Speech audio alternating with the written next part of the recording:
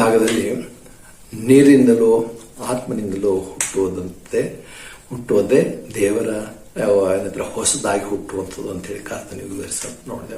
ಈ ವಾಕ್ಯ ಹೇಳಿದ ತಕ್ಷಣ ಕೆಲವರು ಮುಂದಿನ ಭಾಗದಲ್ಲಿ ಇನ್ನೊಂದು ತಪ್ಪು ಓದಿ ನೋಡ್ತೇವೆ. ಅಂದ್ರೆ ಇದರಲ್ಲಿ ಅನೇಕ ಸರಿಯಾಗಿ ನಂಬಿರುವಂತಹ ಅನೇಕರು ನೀರಿನಿಂದ ಹುಟ್ಟುವಂಥದ್ದು ಅಂದ ತಕ್ಷಣ ಕೆಲವರು ಏನಿಗೆ ಹೋಗ್ತಾರೆ ಅಂದರೆ ಅದನ್ನು ಹೀಗೆ ವಿವರಿಸ್ತಾರೆ. ನೀರಿಂದ ಹುಟ್ಟುವಂಥದ್ದಂದ್ರೆ ಅದು ನ್ಯಾಚುರಲ್ ಆಗಿ ತಾಯಿ ಗರ್ಭದಿಂದ ಹುಟ್ಟಿ ಬರುವಂಥದ್ದು. ತಾಯಿ ಗರ್ಭದಲ್ಲಿ ನಾವು ನೀರಿನಿಂದ ಆವರಿಸಿರ್ತೇವೆ. ನಾವು ಹುಟ್ಟಿ ಬರುವಾಗ ಆ ಒಂದು ನೀರಿನ ಚೀಲ ಹರಿದು ಅದು ಒಡೆದು ಹೊರಗೆ ಬರುತ್ತೆ. ನೀರಿಂದ ಹುಟ್ಟು ಬರುವಂಥದ್ದು ಆ ರೀತಿಯಾಗಿದೆ. ಅದಕ್ಕೆ ಅದು ನ್ಯಾಚುರಲ್ ಆಗಿ ಹುಟ್ಟಿ ಬರುವಂತ ನ್ಯಾಚುರಲ್ ಬರ್ತ್ ಬಗ್ಗೆ ಹೇಳ್ತಾನೆ. ಯಾಕಂದ್ರೆ ನೆಕ್ಸ್ಟ್ 7ನೇ ವರ್ಷದಲ್ಲಿ ನೋಡುವಾಗ, ಯಾಕಂದ್ರೆ ದೇಹದಿಂದ ಹುಟ್ಟಿದ ದೇಹದವೇ, ಆತ್ಮದಿಂದ ಹುಟ್ಟಿದ ಆತ್ಮವೇ, ಅದಕ್ಕೋಸ್ಕರ ದೈಹಿಕವಾಗಿ ಹುಟ್ಟಿದ್ರ ಬಗ್ಗೆ ನೀರಿನಿಂದ ಹುಟ್ಟುವಂಥದ್ದು ಅಂತ ಹೇಳಿ ವಾಕ್ಯ ಹೇಳ್ತದೆ ಅಂತ ಹೇಳಿ ಕೆಲವರು ಹೇಳುವಂಥದ್ದು ನೋಡ್ತೇವೆ.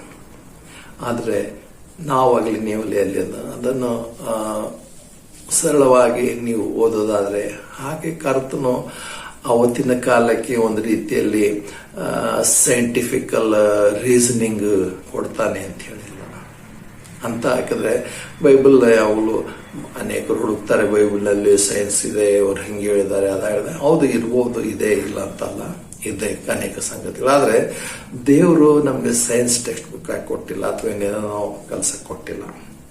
ಕೆಲವು ಸಂಗತಿಗಳು ಹೇಳಿದಾಗ ಅದ್ರಲ್ಲಿ ಏನಾಗಿದೆ ಸರಳವಾಗಿ ಹೇಳುವಂತ ನಾವು ನಂಬಬೇಕಾಗಿದೆ. ಅಂದ್ರೆ ಅವ್ರು ಹೇಳೋ ಪ್ರಕಾರ ಒಬ್ಬನು ಹೊಸದಾಗಿ ಹುಟ್ಟಬೇಕಾದ್ರೆ ಒಂದು ವೇಳೆ ಇಲ್ಲಿ ನೀರಿಂದ ಹುಟ್ಟುವಂಥದ್ದು ಅಂದ್ರೆ ದೈಹಿಕವಾಗಿ ಹುಟ್ಟುವುದರ ಬಗ್ಗೆ ಹೇಳ್ತಿದ್ದಾನೆ ಅಂತ ಹೇಳಿ ಒಂದು ವೇಳೆ ನಾವು ನಂಬುದಾದ್ರೆ, ಹಾಗೆ ಸಮರ್ಥಿಸಿಕೊಳ್ಬೇಕಾದ್ರೆ, ಅಂದ್ರೆ ದೇವರಾಜ್ಯ ಸೇರ್ಬೇಕಾದ್ರೆ ದೈಹಿಕವಾಗಿ ಹುಟ್ಟುವಂಥದ್ದು ಅವಶ್ಯಕತೆ ಉಂಟು, ಆತ್ಮಿಕವಾಗಿ ಹುಟ್ಟುವಂಥದ್ದು. ಆತ್ಮಿಕವಾಗಿ ಹುಟ್ಟುವಂಥದ್ದು ಹೌದು, ಆದ್ರೆ ದೈಹಿಕವಾಗಿ ಹುಟ್ಟುವಂಥದ್ದು ಅವಶ್ಯಕತೆಯೇ ಇದೇನಾ ಪ್ರಶ್ನೆ ಹಾಕೋಣ. ದೈಹಿಕವಾಗಿ ಹುಟ್ಟೋದಕ್ಕಿಂತ ಮುಂಚೆಲೂ ಕೂಡ ನಾನು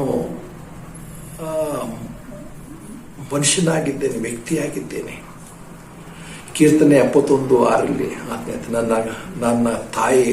ನನ್ನ ತಾಯಿ ಗರ್ಭದಲ್ಲಿದ್ದಾಗಲೇ ನೀನು ನನ್ನನ್ನು ರೂಪಿಸಿದೆ ಅಥವಾ ಕಾಪಾಡಿದ್ದೆ, ಅಥವಾ ಅಲ್ಲಿ ಒಂದು ವಾಕ್ಯ ಹೇಳ್ತಾನೆ ಅದಾಗಿದೆ. ಅಂದ್ರೆ ಅಲ್ಲಿ ಆತನು ಹುಟ್ಟಿ ಬಂದ ಮೇಲೆ, ದೈಹಿಕವಾಗಿ ಹೊರಗೆ ಬಂದ ಮೇಲೆ, ನೀರಿಂದ ಹೊರಗೆ ಬಂದ ಮೇಲೆ ಆತನ ಹೇಳ್ತಲ್ಲ ನಾನು ಅಂತ ಹೇಳಿ.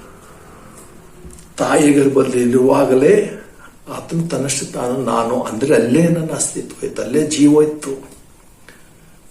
ನಮ್ಮೆಲ್ಲ ಗೊತ್ತಿದೆ. ಮತ್ತೆ 139ನೇ ಕೀರ್ತನೆಯಲ್ಲಿ ಅಲ್ಲಿ ಅದನ್ನ ಅಂತ ಹೇಳ್ತಾನೆ, ಭೂಮಿ ಅಧೋ ಭಾಗದಲ್ಲಿ ತಾಯಿ ಗರ್ಭದಲ್ಲಿ ನೀನು ನನ್ನನ್ನು ರೂಪಿಸುತ್ತಿರುವಾಗಲೇ ನಿನ್ನ ಕಣ್ಣುಗಳು ನನ್ನನ್ನು ನೋಡಿದವು. ಮತ್ತು ಆತ್ಮ ಹೇಳ್ತಾನೆ, ಇನ್ನು ನಾನು ಒಂದು ರೀತಿ ಅಸ್ತಿತ್ವ ಪಡೆದುಕೊಳ್ಳದೆ ಇರುವಾಗಲೇ ನನ್ನ ದೇಹದ ಎಲ್ಲ ಅಂಗಗಳು ನಿನ್ನ ಪುಸ್ತಕದಲ್ಲಿ ಬರೆಯಲ್ಪಟ್ಟು ನನ್ನ ಆಯುಷ್ಯನ್ನು ನೀನು ಬರೆದಿದ್ದಿ.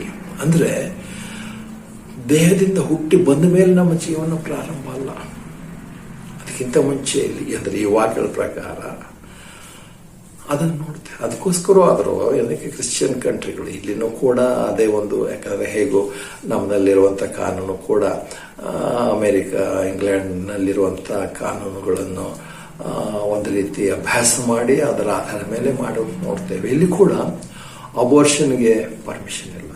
ಅನೇಕ ಕಡೆ ಅದನ್ನು ಅಪೋಸ್ ಮಾಡುವಂತಾರೆ ಯಾರು? ಕ್ರಿಶ್ಚಿಯನ್, ಬೈಬಲ್ ನಂಬುವಂಥವ್ರೆ. ಯಾಕೆ ಅಬೋರ್ಷನ್ ಅಪೋಸ್ ಮಾಡ್ತಾರೆ? ಯಾಕೆ ಅದನ್ನು ಮಾಡಬಾರ್ದು, ಪರ್ಮಿಷನ್ ಕೊಡಬಾರ್ದು ಅಂತಾರೆ? ಅಂದ್ರೆ ಅಲ್ಲಿ ಜೀವ ಉಂಟು. ಆ ಜೀವ ಬರೀ ಹುಟ್ಟಿದ ಮೇಲೆ ಸಾಯಿಸುವಂಥದ್ದಷ್ಟೇ ಅಲ್ಲ, ಆದ್ರೆ ಆ ಗರ್ಭದಲ್ಲಿ ಗರ್ಭ ಧರಿಸುವಾಗಲೇ ಅದಕ್ಕೆ ಜೀವ ಉಂಟು, ಅಲ್ಲಿ ಮನುಷ್ಯನುಂಟು, ಜೀವ ಉಂಟು. ಅದನ್ನು ಆತ್ಮಹತ್ಯೆ ಮಾಡಬಾರ್ದಂತೆ. ಅದು ಇವತ್ತು ಅನೇಕ ಕಾರಣಾಂತರದಿಂದ ಇದೆ.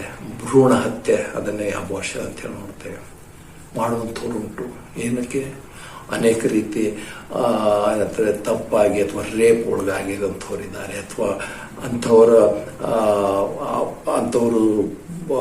ಅಬೋರ್ಷನ್ ಮಾಡಿಸುವಂಥವರಾಗಿದ್ದಾರೆ. ಇನ್ನು ಕೆಲವರಂತೂ ಇವತ್ತು ಅದು ಬಹಳ ಹೆಚ್ಚಾಗಿ ನಡೀತದೆ. ಅಂದರೆ ಹೇಗೂ ಕಾನೂನಲ್ಲಿಲ್ಲ ಆದರೂ ಹೆಣ್ಣು ಶಿಶು ಅಂದ ತಕ್ಷಣ ಅದನ್ನು ಅಬಾರ್ಷನ್ ಮಾಡ್ತಿರೋದು, ಭ್ರೂಣ ಹತ್ಯೆ ಮಾಡ್ತಿರೋಂಥದ್ದು. ಇಂಥ ಅನೇಕ ಅಂದರೆ ಜೀವಂತವಾಗಿ ಹುಟ್ಟಿ ಬರುವಂಥಕ್ಕಿಂತ ಹೆಚ್ಚಾಗಿ ಮಕ್ಕಳು ಈ ಲೋಕವನ್ನು ಕಾಣದೆ ಸಾಯ್ತಾ ಇದ್ದಾರೆ, ಸಾವನ್ನು ಅನುಭವಿಸ್ತಿದ್ದಾರೆ.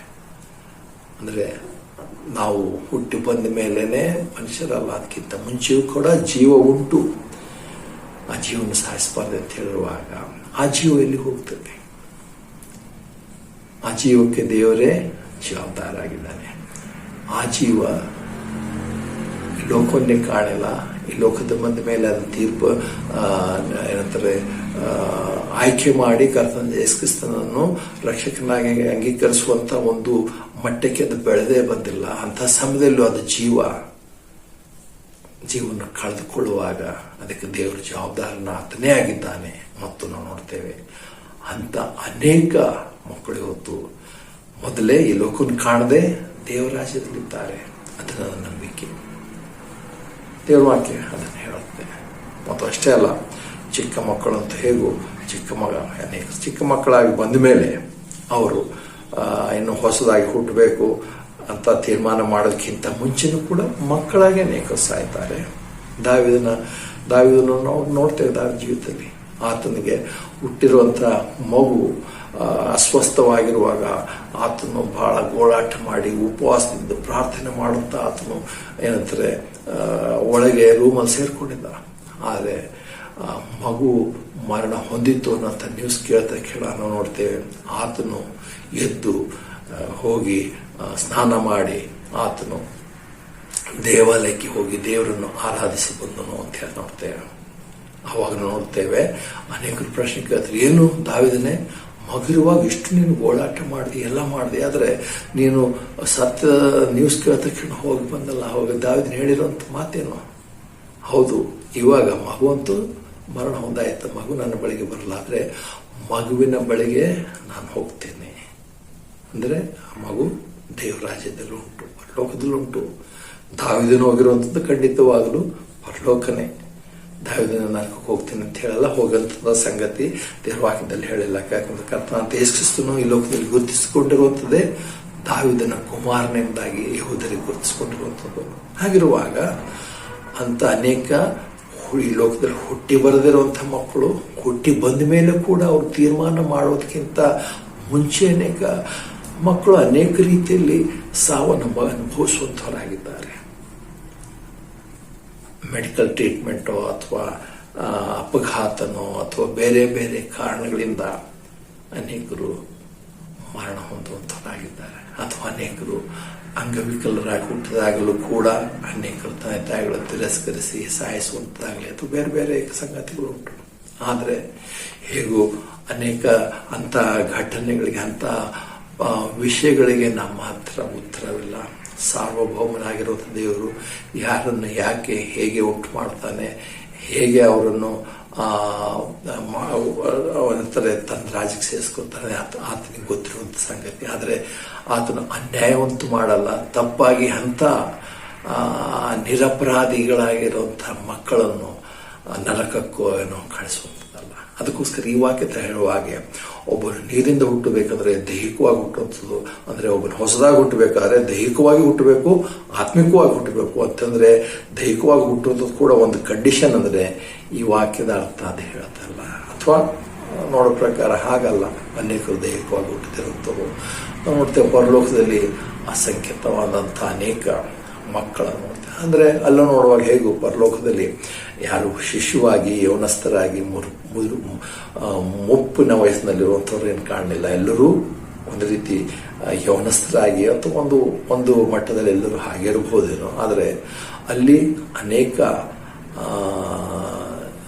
ಜೀವಿಗಳು, ಮನುಷ್ಯರು ಅಂತ ಹೇಳ್ಬೋದು, ಅಂಥವರಿದ್ದಾರೆ ಈ ಲೋಕವನ್ನು ಕಾಣದಿರುವಂಥವ್ರು ಅಥವಾ ಹುಟ್ಟಿ ಸತ್ತು ಹೋಗುವಂಥವ್ರು.